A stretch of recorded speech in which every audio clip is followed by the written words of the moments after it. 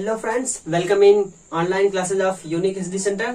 तो चलिए शुरू करते हैं आज का अपना क्लास, जो कि बहुत ही अच्छी होने वाली है, बहुत ही बढ़िया वीडियो होने वाला है, जिसमें हम बहुत ही महत्वपूर्ण टॉपिक पढ़ेंगे, जिसका नाम है Bohr's model for hydrogen atom.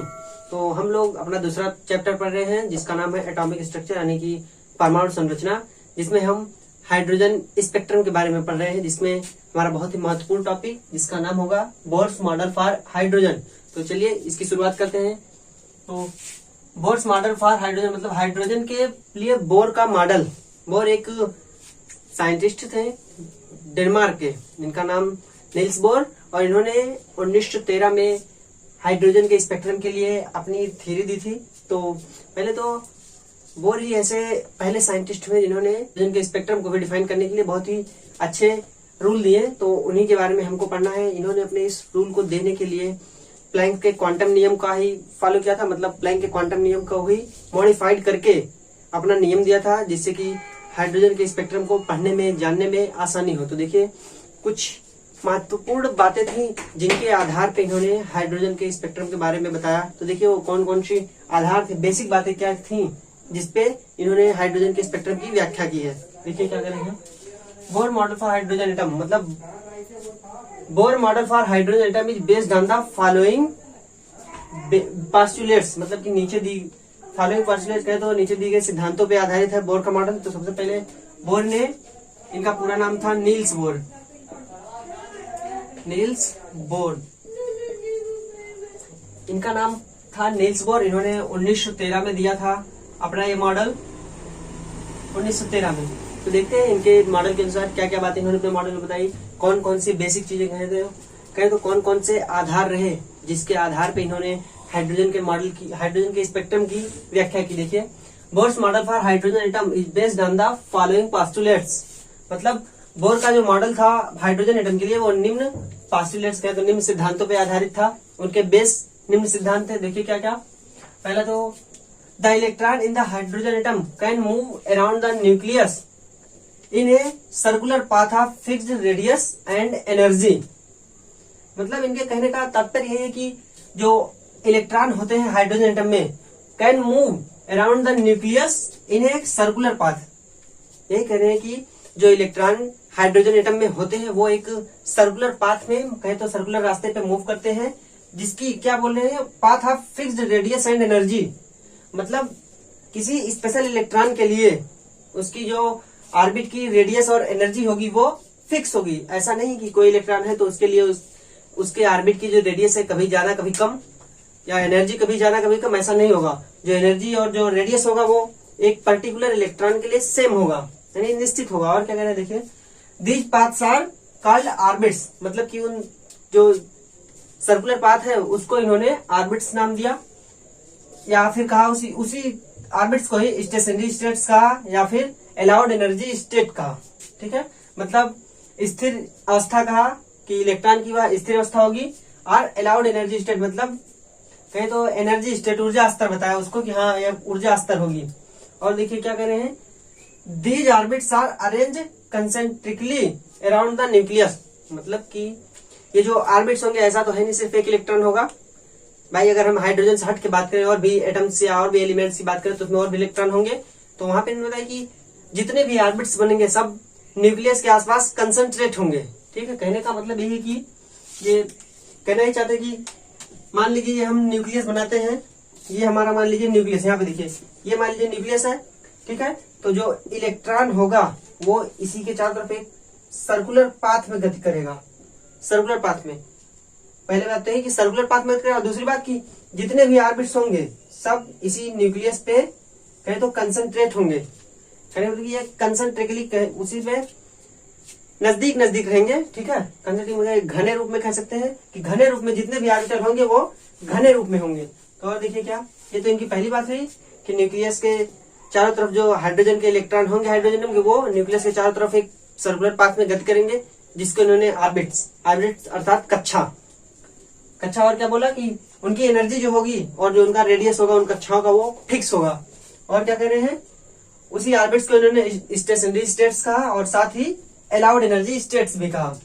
फिर कह रहे हैं कि जितने भी ऑर्बिटल्स होंगे सब उस न्यूक्लियस पर कंसंट्रेट होंगे, कहे तो घने रूप में उसी पे रहेंगे। और क्या करें, दूसरी बात देखिए, दूसरा जो बेसिक आधार था इनका, देखिए क्या, the energy of electron does not change with time.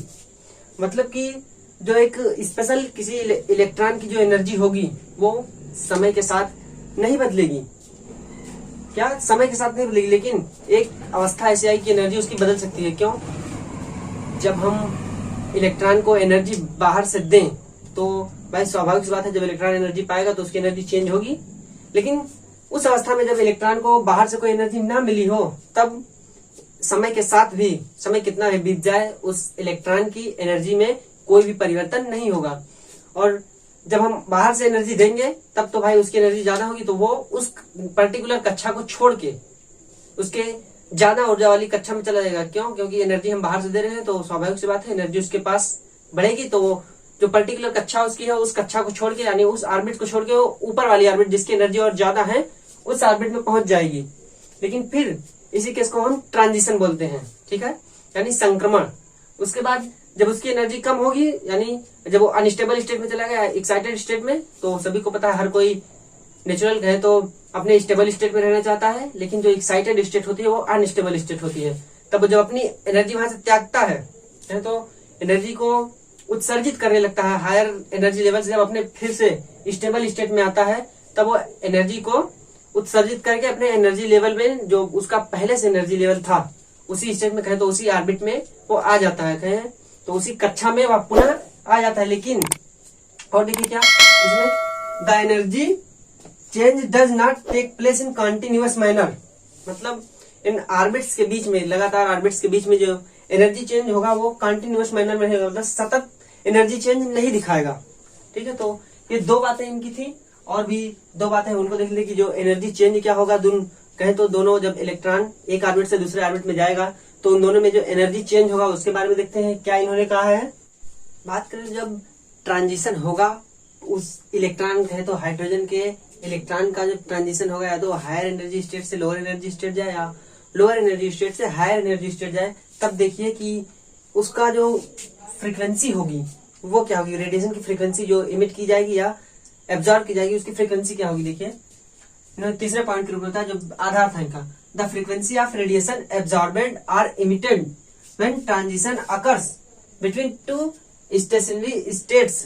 मतलब जो रेडिएशन की फ्रीक्वेंसी होगी जब वह रेडिएशन जो अवशोषित किया जाएगा या उत्सर्जित किया जाएगा, कब, जब ट्रांजिशन होगा बिटवीन टू स्टेशनरी स्टेट्स, मतलब कि जब दो कक्षाओं के बीच इलेक्ट्रॉन का ट्रांजिशन होगा, तब क्या, जो कि कक्षाएं कैसी है, that differ in energy by delta E.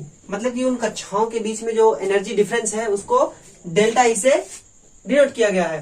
यानी तो जब ट्रांजिशन होगा इलेक्ट्रॉन का एक स्टेट से दूसरे स्टेट के बीच में, तो उस दौरान जो फ्रीक्वेंसी, यानी जो फ्रीक्वेंसी की एनर्जी, या कहे तो जिस फ्रीक्वेंसी की रेडिएशन एब्जॉर्ब यानी अवशोषित की जाएगी या फिर उत्सर्जित की जाएगी, उसको इस रूप में दिया जाएगा, यानी इस इक्वेशन से उस फ्रीक्वेंसी को दिया जाएगा। और उन दोनों जो स्टेशनरी स्टेट्स उनके बीच की जो एनर्जी गैप होगा, यानी उनके बीच में जो एनर्जी डिफरेंस होगा वो क्या, डेल्टा ई। तो देखिए उस फ्रीक्वेंसी को किस रूप में दिया जाएगा, जो विकिरण एब्जॉर्ब होगी उसकी आवृत्ति। तो देखिए क्या, न्यू बराबर डेल्टा ई बाई एच बराबर E2 minus E1 upon H. कहे तो यहाँ पे न्यू के बारे में आप सबको पता है, ये है फ्रीक्वेंसी, फ्रीक्वेंसी का सिंबल, एच है हमारा प्लैंक्स कांस्टेंट यानी प्लैंक नियतांक, और जो E2 होगा वो होगा energy of higher energy state. मतलब ट्रांजिशन के समय जिस स्टेट की एनर्जी हायर होगी उसको E2 से दिखाएंगे हम, और जिस स्टेट की एनर्जी लो होगी उसको E1 से दिखाएंगे। तो देखिए क्या कि इस फार्मूले से इनके बोर्स के कहने का तात्पर्य यही था कि इस फार्मूले से हम उस फ्रीक्वेंसी को या उस फ्रीक्वेंसी की रेडिएशन को बता सकते हैं जो ट्रांजिशन के समय एब्जॉर्ब हुई है या फिर एमिट हुई है। देखिए क्या, न्यू बराबर इतना। और कभी कभी इस फार्मूले को कहें तो इसी फ्रीक्वेंसी को हम बोर्स फ्रीक्वेंसी रूल कहते हैं कॉमनली। कभी कभी क्या, हर वक्त इसको कह सकता है कि ये बोर फ्रीक्वेंसी रूल है, क्योंकि इसको बोर ने दिया था। मतलब बोर्स का आवृत्ति नियम है, इसको बोर का आवृत्ति नियम भी कह सकते हैं। ठीक, तो ये है फॉर्मूला बोर के आवृत्ति नियम के लिए। तो ये तीसरा पॉइंट था। आप देखिए चौथे पॉइंट में बोर ने क्या बताया है। अपने चौथे पॉइंट, जो चौथा आधार इन्होंने बताया बोर्स ने। तो देखिए क्या चौथा आधा इन्होंने क्या बताया, इन्होंने कहा कि जो इलेक्ट्रॉन होगा वो किसी भी ऑर्बिट में नहीं, कहे तो हर ऑर्बिट में नहीं मूव कर सकता, अपने मन का मालिक नहीं होगा कहीं भी घूमने के लिए, वो उन्हीं कक्षाओं में घूमेगा जहां पे उसका जो एंगुलर मोमेंटम होगा यानी कोणीय संवेग जो होगा वो इस फॉर्म में होगा, यानी इसका गुणांक होगा। ठीक है, तो देखिए क्या कह रहे हैं, the angular momentum of an electron is quantized, मतलब कि जो इलेक्ट्रॉन का कोणीय संवेग होगा वो क्वांटित होगा, कहे तो क्वांटा के फॉर्म में होगा। ठीक है, तो क्या कहना चाहते हैं, देखिए भाई कि जो इलेक्ट्रॉन होगा उसका जो एंगुलर मोमेंटम होगा वो क्वांटित रूप में होगा। और क्या, in a given stationary state it can be expressed as, मतलब कि एक निश्चित कक्षा में या एक निश्चित एनर्जी स्टेट में उसके इस एंगुलर मोमेंटम को दिया जा सकता है किस फार्मूले से। देखिए ये फार्मूला इन्होंने बताया, MEVR बराबर N, और ये डॉट लगा हुआ है मतलब कि गुणा है h/2π। ठीक है, यहाँ पे N क्या दर्शा रहा है, 1 2 3 4 5 6 कितना भी, और Me क्या है, मास ऑफ इलेक्ट्रॉन, साथ साथ V क्या है, वेलोसिटी ऑफ इलेक्ट्रॉन, यानी इलेक्ट्रॉन का वेग, जिस वेग से वह उस कक्षा में गति करेगा। और क्या, R क्या है, स्मॉल r, यह है रेडियस ऑफ ऑर्बिट, मतलब कि उस कक्षा की त्रिज्या जिसमें इलेक्ट्रॉन v वेलोसिटी से मूव करेगा, जिसका द्रव्यमान होगा Me। तो कहने का मतलब है कि इलेक्ट्रॉन अपने आप फ्री नहीं होगा कि वो चाहे जिस कक्षा में घूमे, वो एक निश्चित कक्षा में घूमेगा जहां पे उसका जो एंगुलर मोमेंटम यानी कोणीय संवेग होगा वो इस फॉर्म में होगा। देखिए ये क्वांटीकृत क्यों है इसका एंगुलर मोमेंटम, उसके लिए क्या कहा, thus electron can move only in the those orbits for which it's angular momentum is integral multiple of h/2π, मतलब इसीलिए इलेक्ट्रॉन सिर्फ उसी कक्षाओं में मूव कर सकता है जहां पे उसका जो कोणीय संवेग होगा वो पूर्णांक का गुणांक होगा, यानी पूर्ण गुणांक होगा किसका, h/2π का। कहने का तात्पर्य है कि जहां पे इलेक्ट्रॉन NH/2π के फॉर्म में होगा वहीं पे वह इलेक्ट्रॉन मूव करेगा। ठीक है, तो इससे हो गया ना कि ये जो एंगुलर मोमेंटम है वो क्वांटाइज हो गया, क्यों, क्योंकि इसका पूर्ण गुणांक होगा, फ्रैक्शन में ना हो कि इसका पूर्ण गुणांक होगा। ऐसा नहीं होगा कि 1/2 का गुणांक हो या 3/2 का गुणांक हो, नो, 1 का गुणांक होगा, 2 का गुणांक होगा, 3 का गुणांक होगा, इस रूप में होगा। तो यही है कि जो एंगुलर मोमेंटम होगा इलेक्ट्रॉन का वो क्वांटाइज्ड होगा। तो इसी के कारण जो एंगुलर मोमेंटम क्वांटाइज्ड हो गया, तो बताया है कि ये जो ट्रांजिशन हमको मिला है तीसरे वाली बेस में जो बताया कि ट्रांजिशन होगा, ये ट्रांजिशन कब होगा, जब एक निश्चित क्वांटीकृत एनर्जी, क्या कहें तो एक निश्चित क्वांटीकृत एनर्जी लेवल से या एनर्जी स्टेट से वह दूसरे निश्चित क्वांटीकृत एनर्जी स्टेट में जाएगा, जिसके कारण हमको रेडिएशन का एमिशन या एब्जॉर्प्शन होगा। तो यहाँ तभी संभव है, ट्रांजिशन तभी संभव है। कहने का मतलब है कि ट्रांजिशन तभी संभव है जब यह एक निश्चित क्वांटीकृत ऊर्जा स्तर से दूसरे निश्चित क्वांटीकृत ऊर्जा स्तर में जाएगा। ठीक है, तो इसी के कारण यहाँ पे मैक्सवेल का जो इलेक्ट्रोमैग्नेटिक थ्योरी थी वो यहाँ पे अप्लाई नहीं होती है। ठीक है, कि ये एनर्जी लेवल कुछ निश्चित ही, यही कारण है कि जो इसमें एनर्जी लेवल दिखाया जाता है कुछ के लिए ही अलाउड स्टेट होता है, यानी इलेक्ट्रॉन हर जगह पे नहीं घूमेगा, कुछ निश्चित के जगह पे ही इलेक्ट्रॉन को घूमने के लिए या अनुमति होती है कि इलेक्ट्रॉन कुछ निश्चित जगहों पे ही घूम सकता है। तो ये तो इन्होंने बेस बताया अपना कि हाँ इस बेस पे इन्होंने, यानी बोर्स ने इस बेस पे अपनी थ्योरी दी थी। तो देखिए अब जो स्पेशल इन्होंने हाइड्रोजन एटम के बारे में बताया था, ये तो एक बेस था कि हाँ इस बेस पे हम हाइड्रोजन एटम को डिफाइन कर सकते हैं कि हाँ हाइड्रोजन एटम का जो स्पेक्ट्रम होगा वो इसी बेस पे होगा। तो अब देखिए कि किस, यानी कौन कौन सी बातें इन्होंने हाइड्रोजन एटम के लिए बताई हैं। तो देखिए कि बोर्ड ने चौथे पॉइंट यानी चौथा बेस जो उनका था कि उस बेस पे इन्होंने इलेक्ट्रॉन हाइड्रोजन एटम के इलेक्ट्रॉन के लिए बताया। क्या, देखिए the angular momentum of one electron is quantized, मतलब कि the angular momentum of an electron, यानी एक इलेक्ट्रॉन के लिए जो उसका कोणीय संवेग होगा वह क्वांटीकृत होगा, कहे तो क्वांटा के फॉर्म में होगा। और क्या कर रहे हैं, यानी वो कहीं भी मूव नहीं करेगा। अभी देखिए in a given stationary state it can be expressed as, मतलब एक दी गई एनर्जी स्टेट में या स्टेशनरी स्टेट में स्थिर अवस्था में हम उसके जो एंगुलर मोमेंटम होगा उसको किस तरीके से प्रदर्शित कर सकते हैं या किस तरीके से दिखा सकते हैं। देखिए क्या, MEVR बराबर N इंटू h/2 तो यहाँ पे क्या क्या है देखिए, n को 1 2 3 4 कुछ भी दर्शा सकते हैं, एनी इंटीग्रल वैल्यू, और m को मास ऑफ इलेक्ट्रॉन अर्थात इलेक्ट्रॉन का द्रव्यमान, और v जो है वो वेलोसिटी ऑफ इलेक्ट्रॉन कहे तो इलेक्ट्रॉन का वेग, और जो स्मॉल r है उसको रेडियस ऑफ ऑर्बिट अर्थात उस कक्षा की त्रिज्या जिसमें इलेक्ट्रॉन v वेलोसिटी से मूव कर रहा है, v वेग से मूव कर रहा है। तो कहा गया यही कि इस फार्मूले के द्वारा ही हम उस किसी इलेक्ट्रॉन की जो एंगुलर मोमेंटम होगी उसको इसी फार्मूले से हम डिफाइन करेंगे। तो देखिए इस फार्मूले के होने की वजह से ये वैल्यू क्या दिखाती है भाई, इसका स्पेशल गुणांक हो गया ना, n की वैल्यू 1 2 3 4 कुछ, तो इससे क्या पता चलता है कि ये जो वैल्यू है यानी एंगुलर मोमेंटम है वो क्वांटीकृत फॉर्म में है, यानी कहें क्वांटीकृत रूप में है। तो देखिए क्या, thus electron can move only in those orbits for which it's angular momentum is integral multiple of h/2 मतलब कि इलेक्ट्रॉन सिर्फ उसी कक्षा में घूमने के लिए अलाउ होगा या उसी कक्षा में घूम सकता है जहां पे it's angular momentum is integral multiple of h/2 मतलब जहां पे उसका एंगुलर क्या कहे तो कोणीय संवेग इसका यानी h/2 का पूर्ण गुणांक होगा। मतलब कि कोई भी इलेक्ट्रॉन अपने मन का मालिक नहीं, मन की मर्जी नहीं होगी उसकी कि वो कहीं भी घूम सके। ये कोई स्पेशल इलेक्ट्रॉन उसी निश्चित कक्षा में या उसी निश्चित स्टेशनरी स्टेट में घूम सकता है जहां पे उसका जो कोणीय संवेग होगा वो पूर्णांक का गुणांक होगा, किसके h/2 के पूर्णांक का गुणांक होगा, वहीं पे कोई भी इलेक्ट्रॉन मूव कर सकता है।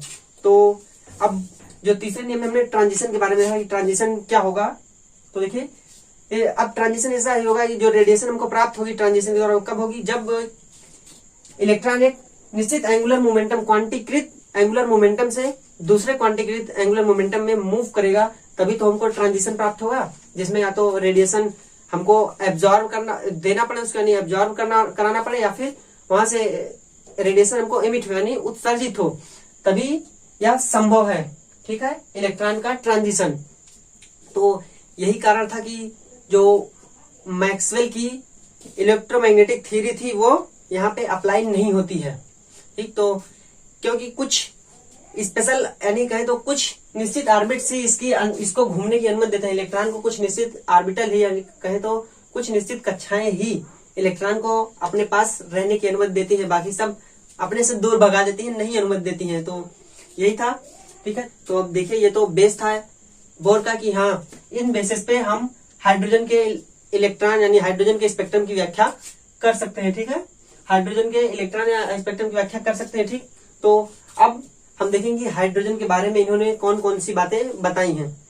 तो देखिए कि इन्होंने हाइड्रोजन के लिए स्पेशल क्या बताया, according to Bohr's theory for hydrogen atom. देखिए क्या बताया कि हाइड्रोजन एटम के लिए the stationary states for electron are numbered, मतलब कि उन एनर्जी स्टेट्स को उन स्टेशनरी स्टेट्स को हम नंबर बता रहे थे ना कि नंबर्स का मल्टीपल होगा जो एंगुलर मोमेंटम, तो उसी को जिन नंबर्स का मल्टीपल होगा यानी एनर्जी स्टेट्स को हम 1 2 3 किसी तरीके से दर्शाएंगे, तो वही कह रहे हैं कि the energy states for electron are numbered, उनको नंबर दिया जाएगा n बराबर 1 2 3, यानी इसको कह सकते हैं 1 2 3 जो भी नंबर उन स्टेशनरी स्टेट्स को दिया जाएगा उसको क्या, these integral numbers are known as principal quantum number, मतलब कि उस सभी नंबरों को इन्होंने प्रिंसिपल क्वांटम नंबर अर्थात कहे तो मुख्य क्वांटम संख्या का नाम दिया कि जो भी होगा उसको मुख्य क्वांटम संख्या बोलेंगे।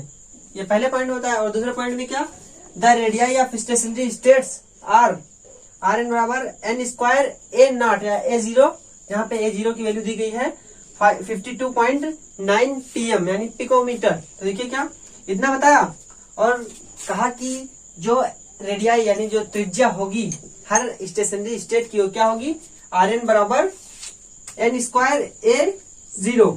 तो यही त्रिज्या होगी किसी भी जिस भी स्टेशनरी स्टेट्स की हमको त्रिज्या निकालनी हो, उन सभी त्रिज्या हम इसी फार्मूले से निकाल सकते हैं।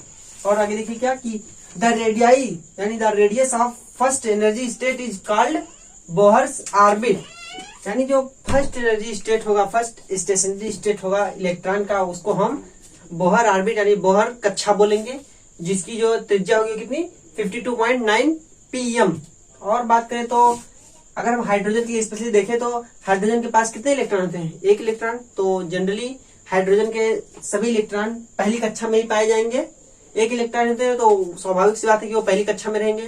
तो यही कि जो हाइड्रोजन हो क्या इलेक्ट्रॉन होगा वो पहली कक्षा में होगा। और इसको इस फार्मूले को देखें तो जब कक्षाएं बढ़ती जाएंगी मतलब कि इलेक्ट्रॉन और दूर होते चले जाएंगे, पहली कक्षा छोड़ के दूसरी, तीसरी, चौथी, पांचवी और भी आगे की कक्षाओं में जाएंगे, तब क्या होगा कि जो रेडियस होगा वो धीरे धीरे बढ़ता रहेगा ना। पहली कक्षा के लिए इतना रेडियस, दूसरी कक्षा के लिए और ज्यादा, तीसरी कक्षा के लिए और भी। तो कहने का मतलब ये कि जैसे जैसे कक्षाएं बढ़ती जाएंगी वैसे वैसे उन यानी इलेक्ट्रॉन दूर अपनी कक्षाएं चेंज करते हुए न्यूक्लियस से दूर जाएंगे। उसी तरीके से जो रेडियस यानी जो त्रिज्या होगी उसके कक्षा की वो बढ़ती जाएगी, यानी एक समय आएगा कि बहुत बड़ी कक्षा हो जाएगी।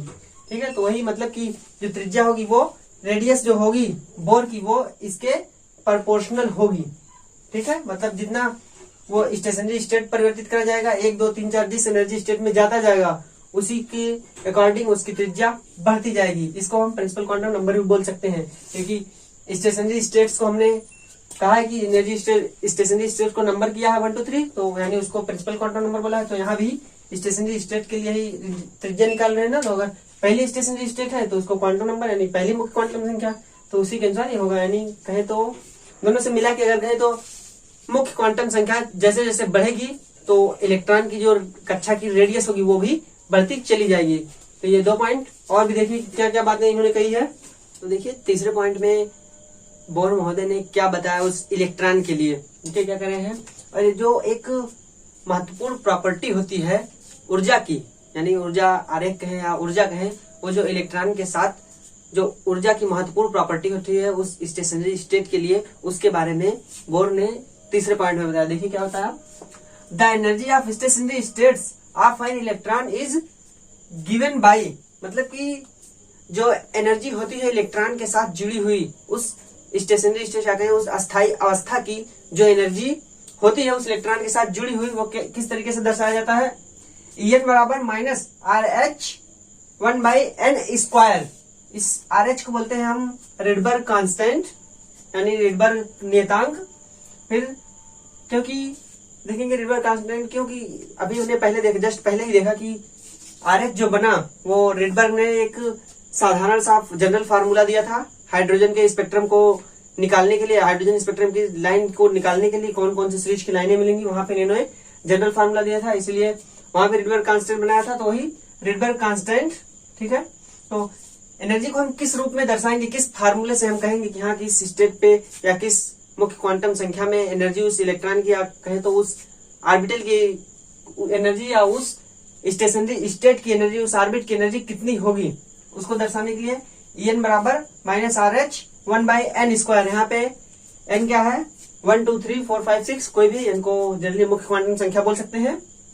ठीक है, जहाँ पे इलेक्ट्रॉन पाए जाने की संभावना सबसे ज्यादा होती है। और देखिए क्या RH जो यहाँ पे दर्शाया गया इसको बोलते हैं रिडबर्ग नियतांक, जिसकी वैल्यू यहाँ पे देखिए दी गई है 2.18 क्रॉस 10⁻⁻18 जूल, यानी 2.18 × 10⁻⁻18 जूल, ये होती है रिडबर्ग नियतांक की वैल्यू। तो देखिए आप ये हुआ, तो बात आएगी कि ये तो ठीक है, तो हम कोशिश करें निकालने की कितने 1 2 3 4 5 सभी स्टेट्स की एनर्जी निकालें। तो देखिए क्या, तो इस पहले जब हम पहली कक्षा की एनर्जी निकालते हैं मतलब n बराबर 1 के लिए, तब देखिए क्या निकला है।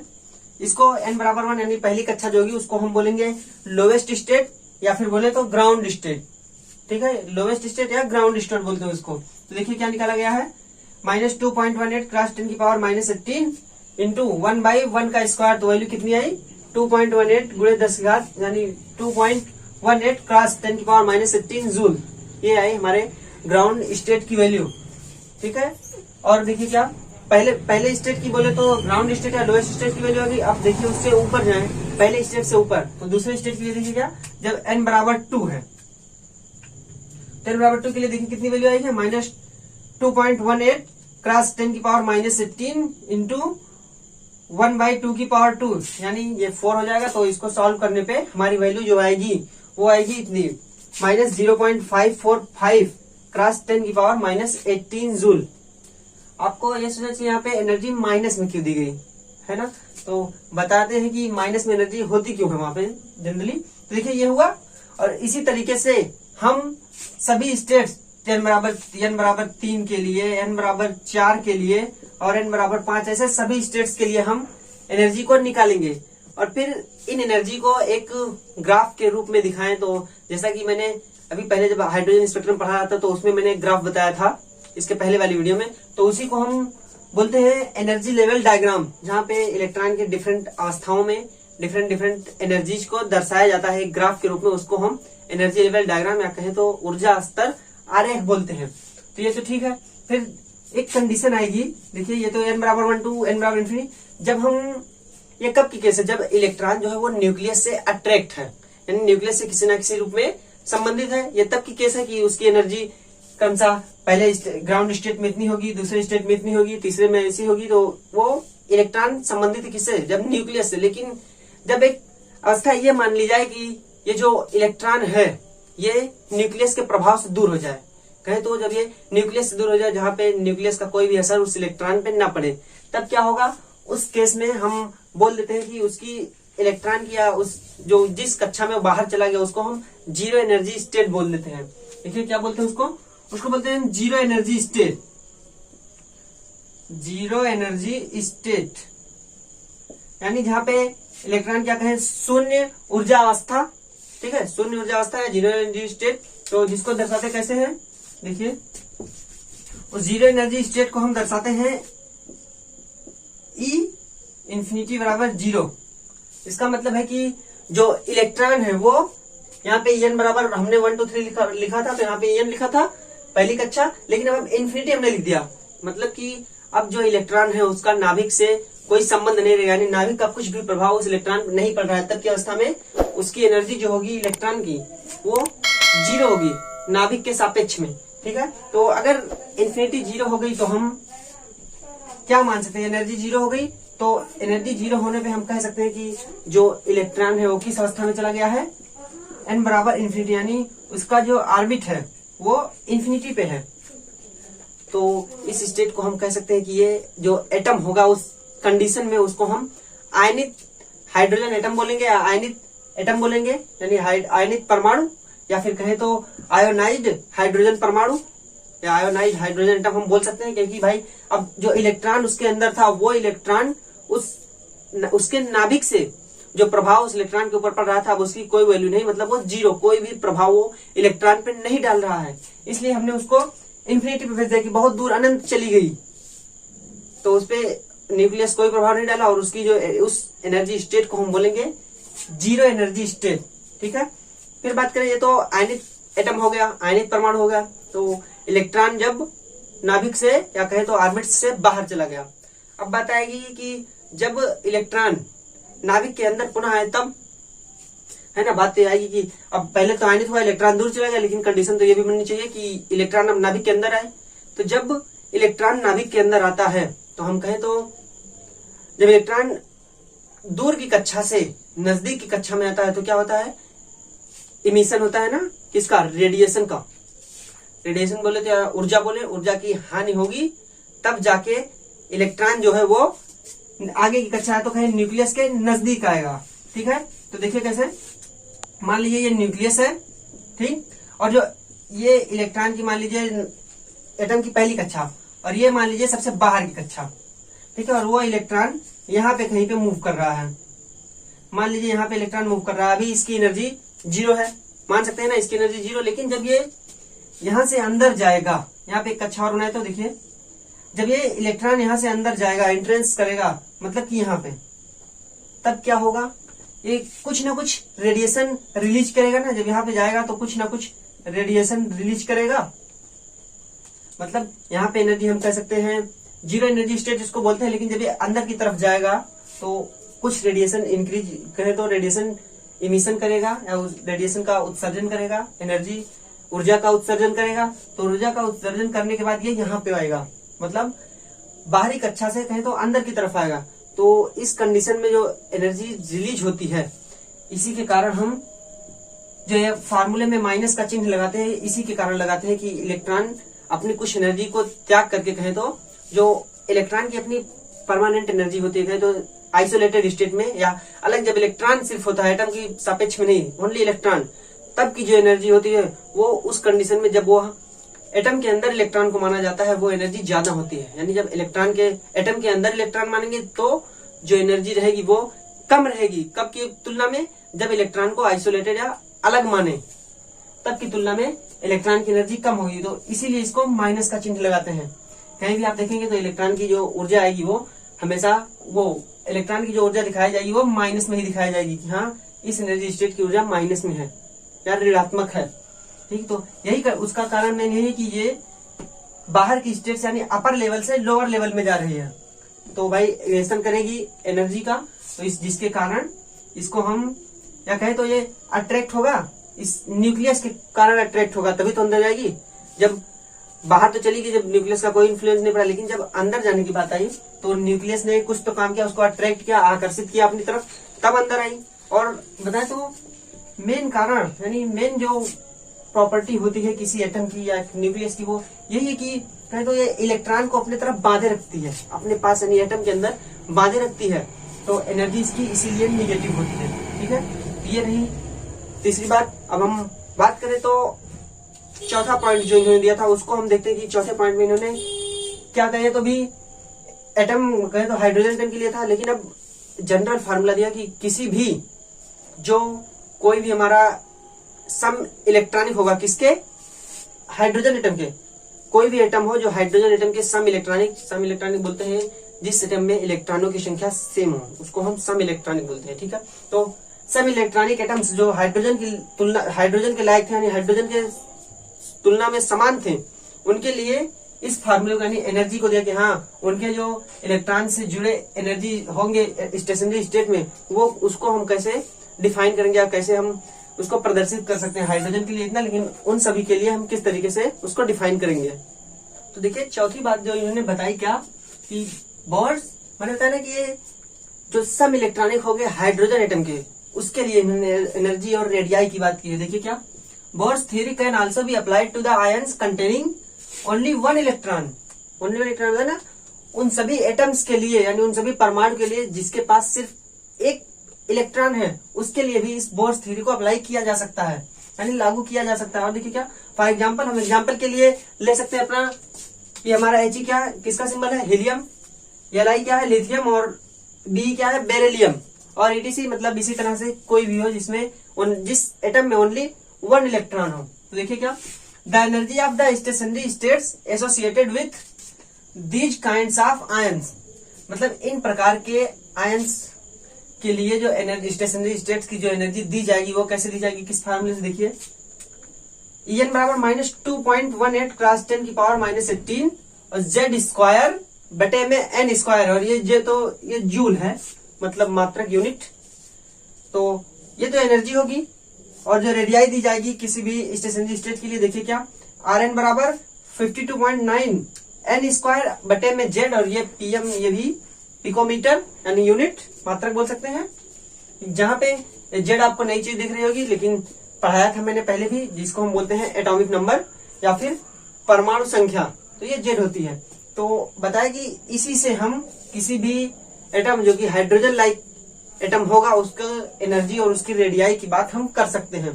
तो इससे आपको देख के ये जानकारी मिली या ये सोचना चाहिए कि देखिए जब Z की वैल्यू, ये Z है ना मतलब एटॉमिक नंबर, तो जब परमाणु संख्या बढ़ेगी, बोले तो 1 2 3 4 5 6 जिस तरीके से परमाणु संख्या बढ़ती जाएगी, तो ये जो निगेटिव वैल्यू है एनर्जी की उस पर क्या फर्क पड़ेगा।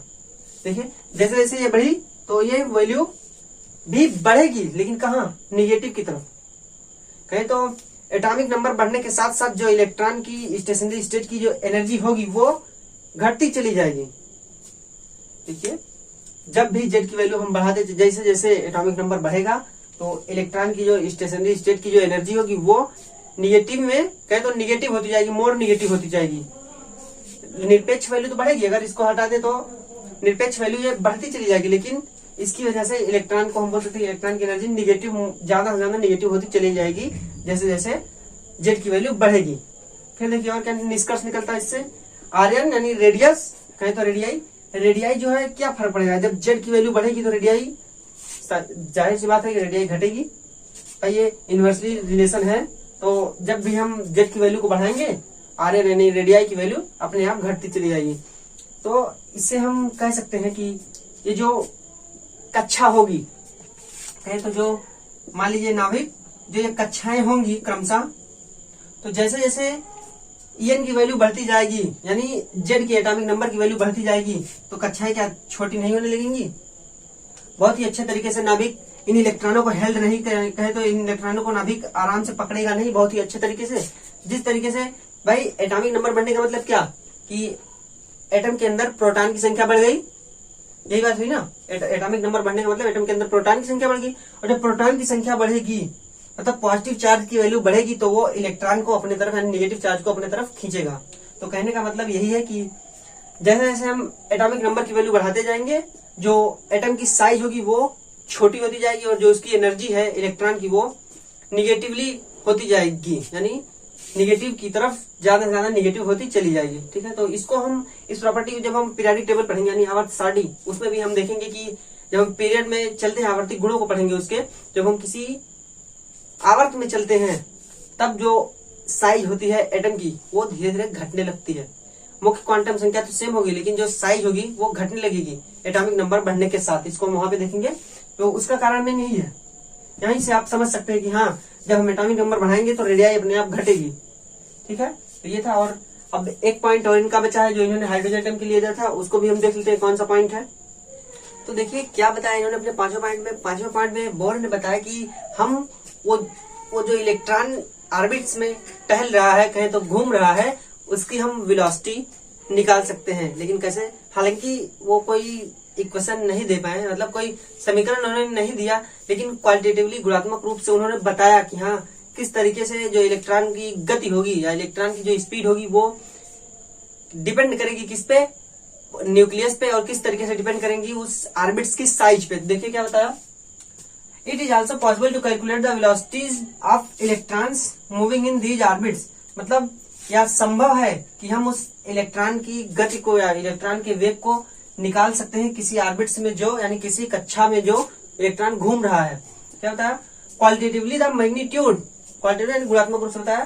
क्वालिटेटिवली यहाँ पे एक बात और लिखी थी कि कोई फार्मूला यद्यपि वो नहीं दे पाए, लेकिन बताया इसको, qualitatively the magnitude of velocity of electron increases with increase of positive charge on nucleus. देखिए ये बताया कि the magnitude of velocity of electron increases with increase of positive charge on the nucleus.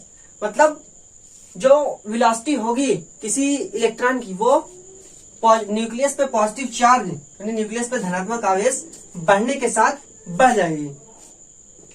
कहने का मतलब जब न्यूक्लियस पे हम पॉजिटिव चार्ज यानी प्रोटॉन की संख्या, पॉजिटिव चार्ज न्यूक्लियस पे तभी बढ़ेगा जब प्रोटॉन बढ़ेंगे। जब प्रोटॉन की संख्या हम न्यूक्लियस पे बढ़ाएंगे तब उसके एटम्स में जो इलेक्ट्रॉन होंगे उनकी जो स्पीड यानी उनकी जो वेलोसिटी होगी वो बढ़ जाएगी, ऑटोमेटिकली बोल सकते हैं बढ़ जाएगी। और क्या कह रहे हैं, न्यूक्लियस एंड डिक्रीजेज मतलब कम हो रही है वेलोसिटी कब, with increase of principal quantum number. मतलब कि उस केस में तो जब पॉजिटिव चार्ज हमने बढ़ाया यानी प्रोटॉन की संख्या हमने बढ़ाई न्यूक्लियस पे तब तो बढ़ी वेलोसिटी, लेकिन वेलोसिटी डिक्रीज कब होगी यानी घटेगी कब, decreases with increase of principal quantum number. मतलब जब मुख्य क्वांटम संख्या की वैल्यू बढ़ेगी तब जो स्पीड होगी यानी जब जो वेग होगा उस इलेक्ट्रॉन का वो कम होगा। तो जब इलेक्ट्रॉन नाभिक से दूर जाएगा, मुख्य क्वांटम संख्या बढ़ने का क्या मतलब कि कक्षा बढ़ गई है, तो कक्षा बढ़ी तो इलेक्ट्रॉन जो है वो नाभिक से ज्यादा दूरी पे होगा, तो ज्यादा दूरी पे होने के कारण जो नाभिक और इलेक्ट्रॉन के बीच का आकर्षण बल होगा जिसके कारण इलेक्ट्रॉन नाभिक से बंधा हुआ होता है या एटम में बंधा हुआ होता है, तो वो कम लगेगा तो जाहिर सी बात है स्पीड उसकी कम होगी। ठीक है, तो इसको आप अपना सौरमंडल का एग्जाम्पल लेके भी समझ सकते हैं। ठीक, कि जो हमारे सूर्य से दूर के ग्रह हैं उनका जो टाइम पीरियड आवर्तकाल होता है वो बहुत ज्यादा होता है, और जो जितने नजदीक जाते हैं उनका आवर्तकाल बहुत कम होता है। ठीक है, तो मतलब वो उनकी स्पीड ज्यादा होगी, और जो नजदीक के न्यूक्लियस के नजदीक जो होंगे उनकी स्पीड ज्यादा, और न्यूक्लियस से दूर जो होंगे उनकी स्पीड कम होगी, उन्हें इलेक्ट्रॉन होगी। ठीक, तो ये पूरी बात इन्होंने हाइड्रोजन के लिए बताई थी जो कि कंप्लीट हुई। अब हम चर्चा करेंगे कि जो हाइड्रोजन का हमने स्पेक्ट्रम देखा उसके थोड़ी सी व्याख्या हम कर लेते कि हाँ किस तरीके से हम उसको उस हाइड्रोजन के स्पेक्ट्रम को हम समझ सकते हैं। तो सब कुछ पढ़ने के बाद अब बात आई कि हमने तो हाइड्रोजन के बारे में, हाइड्रोजन स्पेक्ट्रम के बारे में, यानी कहे तो हाइड्रोजन स्पेक्ट्रम रेखा के बारे में हमने बहुत कुछ पढ़ लिया। तो अब बात आई कि हम उसको डिफाइन या एक्सप्लेन कैसे करें, उसकी व्याख्या कैसे करें कि हाँ कि हमने उन स्पेक्ट्रल लाइंस या तो उन स्पेक्ट्रमी रेखाओं के बारे में अध्ययन किया है, तो अब हम उनकी स्पेक्ट्रमी रेखाओं के बारे में, इलेक्ट्रॉनों के बारे में हम क्या चीजें बता सकते हैं। तो देखिए किस तरीके से एक्सप्लेनेशन किया गया। तो हमने उसके अध्ययन में पढ़ा कि इलेक्ट्रॉनों का इमिशन होना, यानी एनर्जी का इमिशन होना, या अर्थात बोले तो ऊर्जा का उत्सर्जन होना, और एनर्जी का एब्जॉर्प्शन होना, यानी ऊर्जा का अवशोषण होना। तो इन दोनों केसेस में हमने देखा कि जो अलग अलग एनर्जी स्टेट्स कहें तो अलग अलग ऊर्जा स्तर थे, अलग अलग ऊर्जा स्तर के ऑर्बिट्स थे, यानी कक्षा थी, तो उनमें जो एनर्जी गैप था उसको निकालने के लिए फार्मूला हमने निकाला, उसको एनर्जी गैप को। तो वहां तो एक स्पेशल लाइन के लिए निकाला, या कहे तो अलग अलग कक्षाओं के लिए निकाला, लेकिन यहाँ पे जनरल फार्मूला दिया गया है कि हम किसी भी ट्रांजिशन में, चाहे वो इमिशन का हो चाहे एब्जॉर्प्शन का हो, दोनों को साथ में रख के कैसे हम देख सकते हैं, कोई एक ही फार्मूले में हम इमिशन और एब्जॉर्प्शन का पता लगा सकते हैं।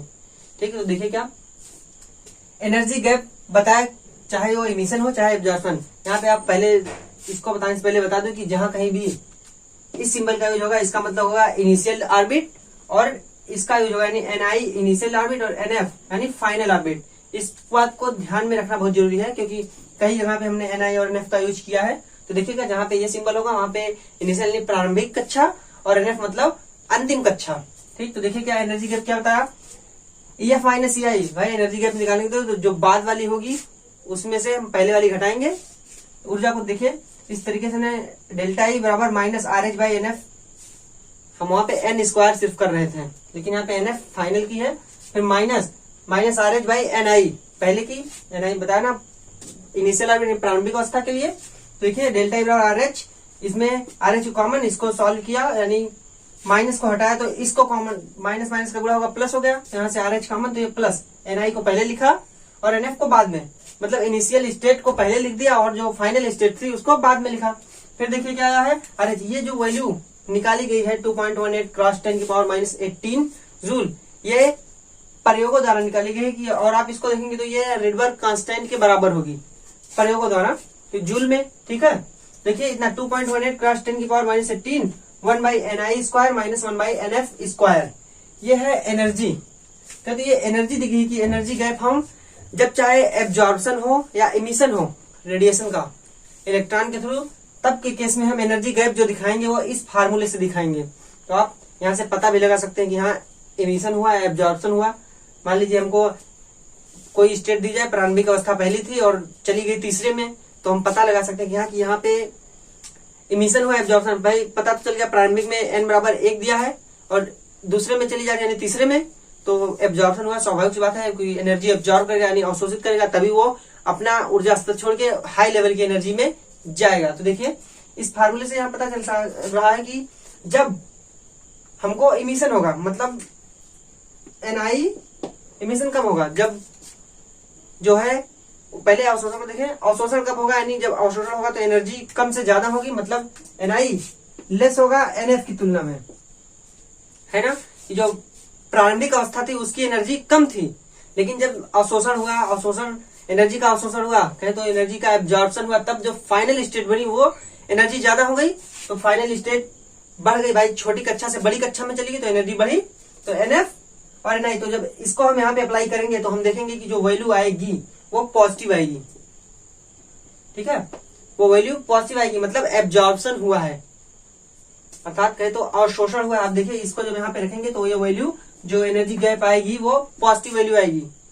ठीक, और जब हम ये फाइनल स्टेट को पहले लिखें, यानी फाइनल स्टेट हमारी छोटी हो और NI मतलब कि इनिशियल स्टेट बाद में, यानी बाद की कक्षा इनिशियल स्टेट में जाए और NF पहले आ जाए, मतलब फाइनल स्टेट बोल सकते हैं कि जब NF greater than NI, NF less than NI। अभी तो हम पढ़े थे क्या कि NI हमने भी देखा NI greater than NI less than NF पढ़ा था, लेकिन अब की केस में क्या NF ग्रेटर देन NI, मतलब कि जो फाइनल स्टेट है इस केस में NF less than NI, sorry वहां पे NF बड़ा था लेकिन यहाँ पे NF छोटा है।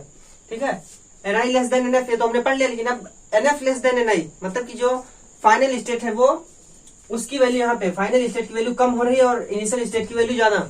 इससे हम कैसे समझ सकते हैं, फाइनल स्टेट की वैल्यू कम मतलब मुख्य क्वांटम नंबर या तो मुख्य क्वांटम संख्या फाइनल स्टेट की कम हो रही है, मतलब पहली स्टेट वो ज्यादा अवस्था में था, हायर अवस्था में, लेकिन जब फाइनल स्टेट आई तो वो उसकी अवस्था कम हो गई इस केस में। ठीक है, तो क्या समझ सकते हैं कि यहाँ पे इमिशन हुआ, ऊर्जा का उत्सर्जन, तभी तो एनएफ छोटी होने का मतलब क्या, फाइनल स्टेट यानी अंतिम अवस्था छोटी होने का मतलब क्या कि वो न्यूक्लियस के और नजदीक आ गई, और प्रारंभिक स्टेट के बड़ी होने की अवस्था क्या कि वो न्यूक्लियस से थोड़ा सी दूरी पे है, ज्यादा दूरी पे फाइनल स्टेट की अपेक्षा। तो ये फाइनल स्टेट कम होगी तो यहाँ पे देखिए जो वैल्यू आएगी वो निगेटिव आएगी। भाई फाइनल स्टेट कम है एनआई की तुलना में, मतलब मुख्य क्वांटम नंबर जो प्रारंभिक की है वो ज्यादा है और फाइनल की अंतिम की कम है, तो यहाँ पे वैल्यू जब हम रखेंगे तो वैल्यू निगेटिव आएगी। इससे साफ होगा कि वहां पे ऊर्जा का उत्सर्जन हुआ है। तो कहें तो जब एनर्जी हमको नेगेटिव मिलेगी तब ऊर्जा का उत्सर्जन, अर्थात कहें तो emission of energy by electron, लेकिन जब इसकी एनर्जी पॉजिटिव मिलेगी तब हम कहेंगे कि हमें एब्जॉर्प्शन हुआ, मतलब ऊर्जा देनी पड़ी है। ठीक है, तो ये एनर्जी के टर्म में था, एनर्जी गैप बताने के लिए हाइड्रोजन एटम के लिए। और देखिए क्या किसी भी ये एक जनरल फार्मूला मिल गया ना कि चाहे वो इनिशियल हो चाहे फाइनल हो, तो चाहे एब्जॉर्प्शन स्पेक्ट्रम हो चाहे इमिशन स्पेक्ट्रम हो, किसी में भी हम निकाल सकते हैं। ठीक, फिर इन्होंने बताया कि अब उसकी फ्रीक्वेंसी जो फोटॉन का इमिशन या कहे तो फोटॉन का जो उत्सर्जन होगा या अवशोषण होगा उसकी जो फ्रीक्वेंसी रिलेटेड होगी उससे देखिए क्या, जब हम फ्रीक्वेंसी के टर्म बात करें तो delta E by H, are H by H, H फिर से वही प्लैंक कांस्टेंट, फिर वैल्यू 1/ni माइनस 1/nf। तो ये वैल्यू इसको सॉल्व करने पे आर एच की वैल्यू रखेगी और प्लैंक कांस्टेंट की वैल्यू रखेगी तो इतनी आई 3.29 गुणा 10⁻15, फिर 1/ni का स्क्वायर माइनस 1/nf का स्क्वायर, एच जेड यानी हर्ट। ये फ्रीक्वेंसी हाई है, चाहे वो इमिशन होगा चाहे एब्जॉर्प्शन, यहाँ से पता चल जाएगा कि इमिशन हो या एब्जॉर्प्शन हो तो ये उस फोटॉन की एनर्जी होगी, यानी एनर्जी तो ऊपर हो गई, ये फोटॉन की फ्रीक्वेंसी होगी। फिर देखिए जब हम बात करें तो फ्रीक्वेंसी के टर्म में थी, जब हम बात करेंगे वेव नंबर के टर्म में, न्यू बार इसको हम वेव नंबर से, वेव नंबर है, वेव नंबर के टर्म में बात करें तो जो वेव नंबर के टर्म मीटर इनवर्स, ये यूनिट होती है किसकी, हमारे जो फ्रीक्वेंसी वेव नंबर के टर्म में जो होता है वो इसकी यूनिट होती है। ठीक है, तो देखिए क्या बताया कि जब हम वेव नंबर के यानी तरंग संख्या के टर्म में बात करें किसी फोटॉन की या वेव को बताने के लिए तब क्या v/c यानी फ्रीक्वेंसी के बटे speed of light, R H by H C, C क्या है speed of light, H only, H फिर से हमारा प्लैंक कांस्टेंट और आर एच रिडबर्ग कांस्टेंट, इस पे वैल्यू रखेंगे तो कितनी आएगी 1.09 क्रॉस 10⁻⁷, फिर 1/ni स्क्वायर माइनस 1/nf का स्क्वायर मीटर इनवर्स। ये वेव नंबर के टर्म में तरंग की जो मात्रक होता है यूनिट होती है वो मीटर इनवर्स। तो ये वेव नंबर के टर्म में आएगी कि हाँ तरंग संख्या बताइए उस वेव की जो जिस वेव की फोटॉन वहां से निकली है। ठीक है, तो ये बात हुई इमिशन और एब्जॉर्प्शन की। अब हम बात करें तो हम जितने भी हाइड्रोजन के स्पेक्ट्रम लेंगे वो सब यूनिक होंगे, कहें तो अलग अलग होंगे, यूनिक बोल सकते हैं। तो जितने भी संख्या में हम हाइड्रोजन एटम को, हाइड्रोजन परमाणु को लेके आए तो उतने ही प्रकार के हमको स्पेक्ट्रल लाइंस मिलेंगी और सभी का अपना एक अलग अलग गुण होगा, अपना सभी हाइड्रोजन स्पेक्ट्रम का अपना अपना गुण होगा। ठीक है, तो बात करें तो जो इमिशन या एब्जॉर्प्शन स्पेक्ट्रम की लाइन जो बनती है, क्या लाइमन, बामर, पास्चन, ये सब लाइनें जो बन रही है उनका जो इंटेंसिटी यानी जो उनकी तीव्रता होगी, कहे तो तीव्रता जो उनकी होगी वो किस पे डिपेंड करेगी, जो उनकी तीव्रता होगी वो हमारी डिपेंड करेगी कि हाँ एक समान वेवलेंथ या एक समान फ्रीक्वेंसी के कितने फोटॉन हमारे उत्सर्जित हुए हैं या एब्जॉर्ब हुए हैं, कहे तो उत्सर्जित या अवशोषित हुए हैं एक समान फ्रीक्वेंसी या एक समान कहे तो वेवलेंथ की यानी एक समान तरंगदैर्घ्य की कितने फोटॉन वहां पे यानी उस एटम से कहे तो उस इलेक्ट्रॉन से उत्सर्जित हुए हैं या अवशोषित हुए यानी इमिटेड इमिशन हुआ है कितने का, एक समान होनी चाहिए क्या फ्रीक्वेंसी, और कहे तो फ्रीक्वेंसी अगर फ्रीक्वेंसी एक समान तो भाई जाहिर सी बात है लैम्डा यानी तरंगदैर्घ्य भी एक समान होगी, तो वो कितने संख्या में हुए हैं फोटॉनों का, कहे तो कितने फोटॉन एक समान फ्रीक्वेंसी या एक समान तरंगदैर्घ्य के वहां से उत्सर्जित हुए हैं या अवशोषित हुए हैं। ये बात क्या ये डिनोट करेगी उस स्पेक्ट्रल लाइन की इंटेंसिटी, कहे तो ये स्पेक्ट्रल लाइन की तीव्रता को ये डिनोट करेगी। हाँ कोई भी स्पेक्ट्रल लाइन कितनी तीव्र होगी उसको वह उसकी तीव्रता इन बातों पे निर्भर करेगी। तो ये हमारा था एक्सप्लेनेशन हाँ हाइड्रोजन एटम का। मतलब अब हाइड्रोजन एटम के लिए हम इस तरीके से उसका एनर्जी गैप निकाल सकते हैं, उसकी फोटॉन का फ्रीक्वेंसी निकाल सकते हैं, और वेव नंबर के टर्म में भी निकाल सकते हैं, फ्रीक्वेंसी के टर्म में भी निकाला, वेव नंबर के टर्म में भी हम उस फोटॉन के बारे में पता कर सकते हैं जो इमिटेड होगा या एब्जॉर्बेड होगा। ठीक, तो ये पूरा एक्सप्लेनेशन था। अब बात करें तो इन सभी एक्सप्लेनेशन को करने के बाद भाई कुछ तो कमियां रहेंगी, कुछ तो रोक रही होगी इनके नियम पे, क्योंकि हर वैज्ञानिक कुछ ना कुछ प्रैक्टिकल एक्सपेरिमेंट हरदम करते रहते हैं। तो भाई इन पे भी फिर शोध हुआ कुछ, तो कुछ कमियां निकल के आए, तो उन कमियों के बारे में हम पढ़ लेते हैं, जिनको हम इनकी लिमिटेशंस बोल सकते हैं या सीमाएं कि हाँ किसकी व्याख्या नहीं कर पाए, उनको हम देखते हैं। तो हम बात करें तो अब इनकी कमियां क्या क्या रही भाई। कोई भी हो तो हर चीज परफेक्ट तो है नहीं, कोई आदर्श नहीं हो सकता, चाहे कुछ भी हम ही हो या आप ही हो, कोई भी परफेक्ट नहीं होता हमेशा। तो वैसे ही सेम इनकी भी मॉडल हर समय तो परफेक्ट रहा नहीं। हाँ भाई मान सकते हैं कुछ दिनों तक तो चला, लेकिन जब सब साइंटिस्ट लग गए इनके मॉडल के ऊपर कि अब इनकी कमियां देखें क्या क्या हैं, तब इनकी कुछ कमियां निकल के आई जिनके बारे में हम चर्चा करें। तो पहले तो साइंटिस्टों ने कहा कि जो इनका मॉडल है बोर का, वो तो रदरफोर्ड के मॉडल को आसानी से व्याख्या कर दे रहा है, यानी रदरफोर्ड के मॉडल को समझा दे रहा है। फिर बात करें तो ये उन स्पेक्ट्रल लाइंस के बारे में भी, उन एटम्स के बारे में भी बात करता है जो हाइड्रोजन के जैसे, यानी सम इलेक्ट्रॉनिक एक इलेक्ट्रॉन वाले। ठीक है, तो ये बातें तो ये करता है, लेकिन कुछ ऐसी स्टेट, कुछ ऐसी अवस्था आती है जिसमें एक इलेक्ट्रॉन से ज्यादा हो, यानी कहे तो ये हीलियम तक की व्याख्या नहीं कर पाया जिसके पास 2 इलेक्ट्रॉन थे ओनली। तो वही सब बताया कि ये हीलियम की व्याख्या नहीं कर पाया, और किन किन चीजों की व्याख्या ये नहीं कर पाया, उसके बारे में हम देखते हैं। देखिए क्या, जो पहली बात इनके रही सीमाएं, लिमिटेशंस ऑफ बोर्स मॉडल, यानी बोर मॉडल की सीमाएं। तो देखिए क्या है, पहली बात जो रही, it fails to account for the final details of the hydrogen atoms. मतलब ये जो फाइनल डिटेल कहे तो ये फाइन स्ट्रक्चर होता है, एक बहुत ही बारीक स्ट्रक्चर, तो उस स्ट्रक्चर के बारे में कहे तो उस स्पेक्ट्रल लाइन के बारे में ये नहीं बता पाया। It fails to account for the final details of the hydrogen atoms. मतलब हाइड्रोजन परमाणु की जो स्पेक्ट्रल लाइन की फाइन एकदम बहुत ही कहे तो फाइनल डिटेल, मतलब दो लगातार एकदम कहे तो पास पास 2 रेखाओं के बारे में व्याख्या नहीं कर पाया, जो कि बाद में व्याख्या हुई और भी थ्योरीज आई और भी एक्सपेरिमेंट्स हुए, तब ये व्याख्या हुई कि हाँ हाइड्रोजन के स्पेक्ट्रम के पास एक एक लाइन पर डबल डबल लाइनें हैं, जिसको आप हायर कक्षाओं में पढ़ेंगे, BSc में या ग्रेजुएशन में आप उसको पढ़ेंगे। और देखिए क्या है, दूसरी बात जो नहीं बता पाए, स्पेक्ट्रम ऑफ अदर एटम्स, मतलब दूसरे एटम्स की व्याख्या नहीं कर पाए जिनमें एक इलेक्ट्रॉन से ज्यादा हो। इन्होंने बताया तो हीलियम 1 4 यानी He+1, Li2+ और Be3+, इनके बारे में बताया, लेकिन उसके अतिरिक्त जिनमें एक इलेक्ट्रॉन से ज्यादा हुए उनके स्पेक्ट्रम के बारे में ये व्याख्या नहीं कर पाया। और देखिए क्या, स्प्लिटिंग ऑफ स्पेक्ट्रल लाइंस, मतलब कि उन स्पेक्ट्रल लाइंस का टूटना, कहे तो टूटा स्प्लिटिंग, तो कब ये टूटेंगी, वो स्पेक्ट्रमी रेखाएं कब टूटेंगी, जब उस जहां पे ये इमिशन या एब्जॉर्प्शन हो रहा है उस एटम में इलेक्ट्रॉन का, वहां पे अगर हम मैग्नेटिक फील्ड लगा दें या वहां पे हम इलेक्ट्रिक फील्ड लगा दें, कहे तो विद्युत क्षेत्र लगा दें या चुंबकीय क्षेत्र लगा दें, तो ये जो मैग्नेटिक फील्ड यानी जब चुंबकीय क्षेत्र लगाते हैं तब उस इफेक्ट को बोलते हैं जीमान इफेक्ट। मतलब कि जब हम मैग्नेटिक फील्ड लगा के उस स्पेक्ट्रमी रेखा को स्प्लिट कराते हैं, तोड़ते हैं, तो उसको जीमान इफेक्ट कहा जाता है, क्योंकि इसको जीमान ने ही बताया था, तो इसलिए उन्हीं के नाम पे जीमान इफेक्ट बोलते हैं। फिर दूसरी बात, जब इलेक्ट्रिक फील्ड लगाएंगे तब स्पेक्ट्रमी रेखाएं कैसे टूटेंगी, तो उसके लिए स्टार्क महोदय थे, इन्होंने बताया था कि हाँ जब इलेक्ट्रिक फील्ड अप्लाई किया जाएगा हाइड्रोजन स्पेक्ट्रम में, तब जो उसके स्पेक्ट्रमी रेखाओं की स्प्लिटिंग होगी वो किस तरीके से होगी, तो उसके लिए नाम दे दिया गया स्टार्क इफेक्ट। ये तो महत्वपूर्ण बातें थी। फिर जो सबसे महत्वपूर्ण बात कहे तो इनकी जो मॉडल था बोर का, वो ये नहीं बता पाया कि जो एटम्स होते हैं वो किस तरीके से मॉलिक्यूल बनाएंगे। देखिए क्या, the ability of atoms to form molecules by chemical bonds, मतलब ये यह बताने में फेल रहे, कहे तो असफल रहे कि जो एटम्स होते हैं वो किस तरीके से बॉन्ड, केमिकल बॉन्ड, रासायनिक बंध बना के वो मॉलिक्यूल्स कहे तो अणु का निर्माण करते हैं, इसके बारे में व्याख्या ये नहीं कर पाए। तो ये सारी कमियां थी किसकी, बोर के मॉडल की। तो बात थी कि अब जरूरत पड़ी कि अब कोई नई थ्योरी लाई जाए कि जिससे हम कॉम्प्लेक्स एटम्स या कहे तो कॉम्प्लेक्स मॉलिक्यूल्स की स्ट्रक्चर के बारे में व्याख्या कर सकें।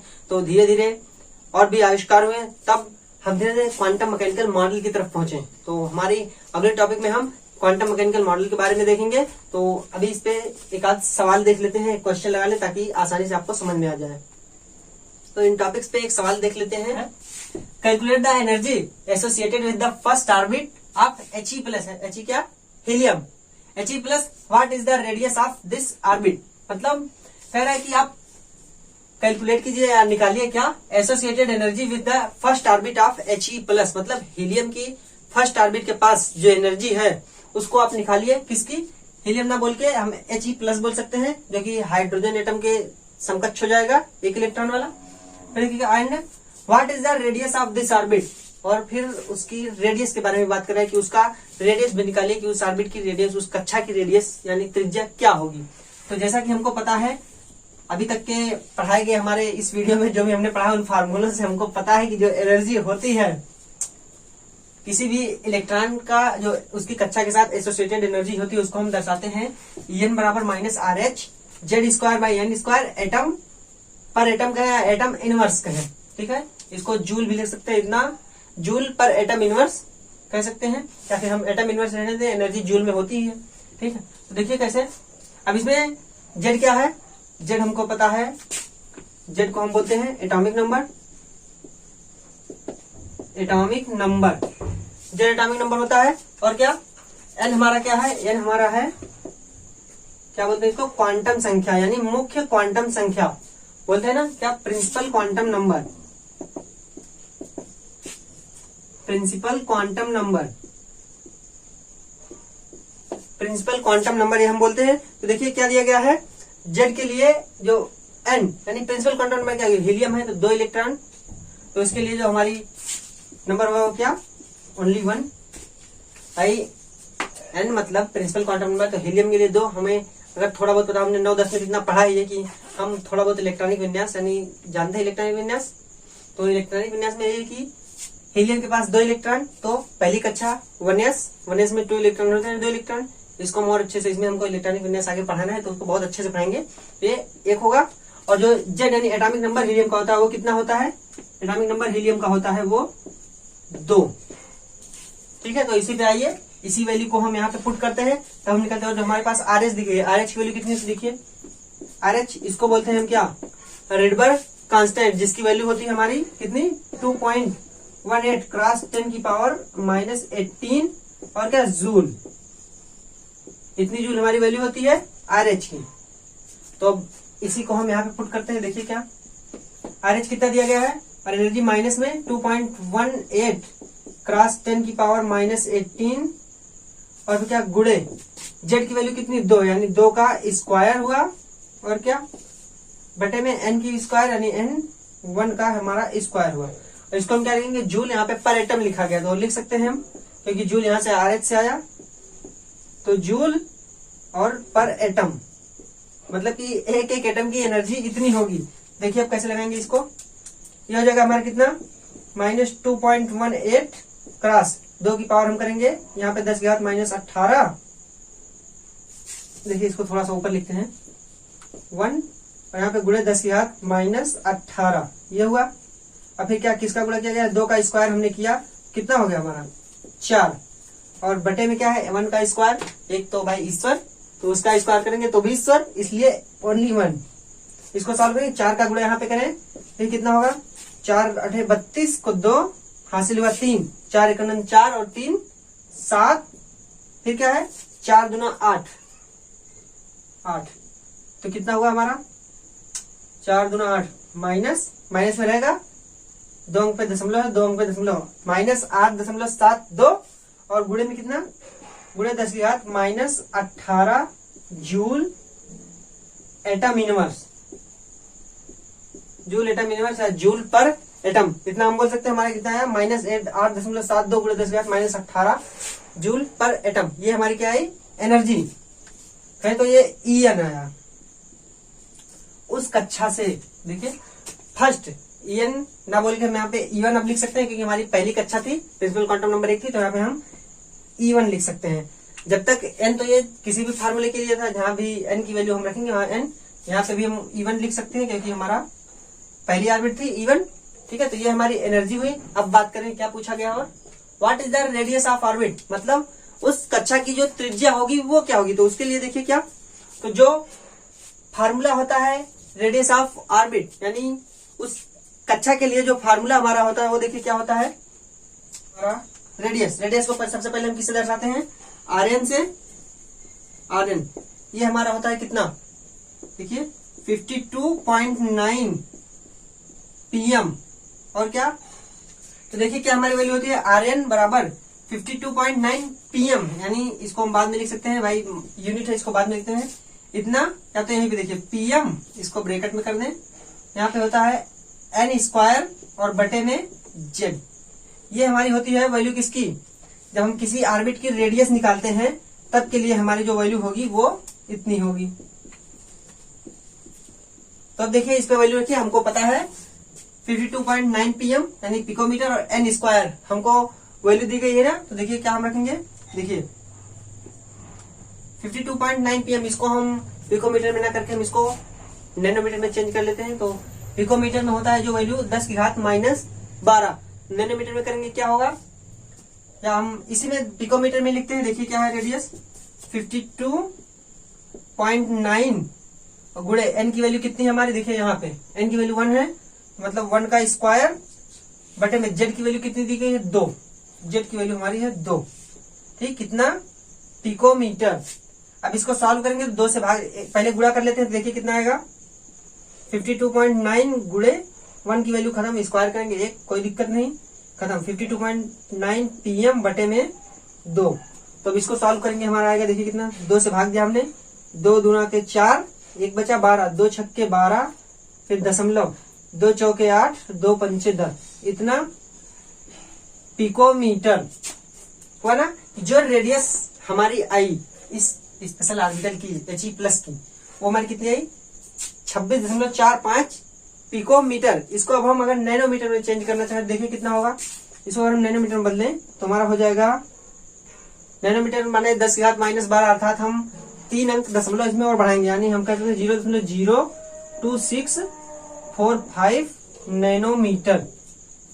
ये हमारा आएगा क्या, रेडियस किसकी है, आर एन की जगह पे 1 हमने रखा है, R1 ये हमारी रेडियस है ना। देखिए ये हमारा पूरा आया रेडियस, और ये हमने निकाला अपना एनर्जी, ये एनर्जी हमने निकाली। तो ये क्वेश्चन था आपका, क्वेश्चन आपको समझ में आया होगा। एक बार आपको फिर से अगर मैं रिपीट कर दूं, देखिए कितना आएगा हमारा, इसको हम अगर एक बार रिपीट करें तो देखिए पहले एसोसिएटेड एनर्जी हमको निकालनी है, तो एनर्जी के लिए क्या, ये फार्मूला दिया गया, इस पे हमने जेड की वैल्यू, आर एच की वैल्यू और एन की वैल्यू लिखी, तो हमारा आया -8.72 18 जूल पर एटम। फिर बात करें तो रेडियस के लिए हमको फार्मूला पता था, आर एन बराबर 52.9 पीएम एन स्क्वायर बटे में जेड, तो इसकी वैल्यू रख के हमने आर एन यानी 1 है एन के स्थान पे, प्रिंसिपल क्वांटम नंबर 1, उसकी वैल्यू जो निकाले 0.02645 नैनोमीटर। यहाँ पे घबराइएगा नहीं, एक यहाँ पे लिख दूं तो पिकोमीटर बराबर होता है, देखिए 1 पिकोमीटर बराबर होता है 10 की घात -12 मीटर, ठीक है, और 1 नैनोमीटर बराबर होता है हमारा 10 की घात -9 मीटर, ये हमारा होता है। तो इसी से हमने इसको सॉल्व किया, पिकोमीटर को नैनोमीटर में चेंज कर दिया। अब देखिए अगर यहाँ पे हम लिखें एक नैनोमीटर बराबर हम लिखें पिकोमीटर में, तो यहाँ पे कितना लिख सकते हैं, अभी हम देखिए 1 पिकोमीटर बराबर हम लिखें तो नैनोमीटर में कितना 10 की घात -3 गुणे 1 नैनोमीटर, इतना लिख सकते हैं, क्योंकि जब हम इतना लिखेंगे तो 1 नैनोमीटर बराबर 10 की घात -9 और पिकोमीटर 10 की घात -3, तो 9 और 3 12 यानी 10 की घात -12 मीटर बन जाएगा, ठीक है। तो ये पूरा सवाल था, तो बस इसमें इतना ही। अब हम अपने अगले वीडियो में जो पढ़ेंगे वो बहुत ही बढ़िया टॉपिक, बहुत ही महत्वपूर्ण होगा, जिसमें हम डी ब्रागली के बारे में जानेंगे, अनसर्टेनिटी प्रिंसिपल और भी जो चीजें आएंगी उनके बारे में हम अपने अगले वीडियो में जानेंगे। तो अभी तक के इस वीडियो में बस इतना ही, तो मिलते हैं अपने अगले वीडियो में, तब तक के लिए धन्यवाद।